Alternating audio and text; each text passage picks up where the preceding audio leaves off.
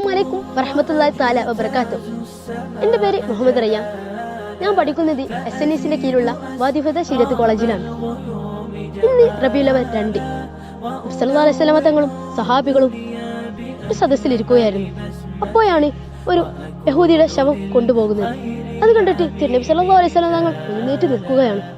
ആ ശവം പോയതിനു ശേഷം സഹാബികൾ നബി സല്ലല്ലാഹു അലൈഹി വസല്ലമ തങ്ങളോട് ചോദിക്കുകയാണ്, അല്ലയോ തിരുനബി, നിങ്ങൾ എന്തിനാണ് ആ ശവം പോയപ്പോൾ എഴുന്നേറ്റ് നിന്നതെന്ന്. അപ്പോൾ നബി സല്ലല്ലാഹു അലൈഹി വസല്ലമ തങ്ങൾ പറഞ്ഞൊരു മറുപടിയുണ്ട്, അതൊരു യഹൂദിയാണെങ്കിലും അതൊരു മനുഷ്യനല്ലേ എന്ന്.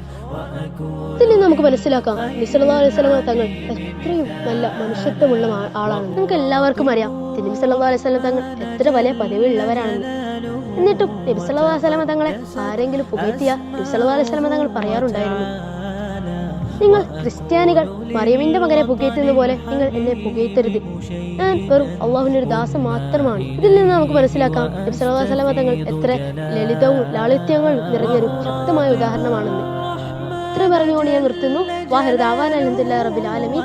അസ്സലാമു അലൈക്കും വറഹ്മത്തുള്ളാഹി തആല വബറകാതുഹു.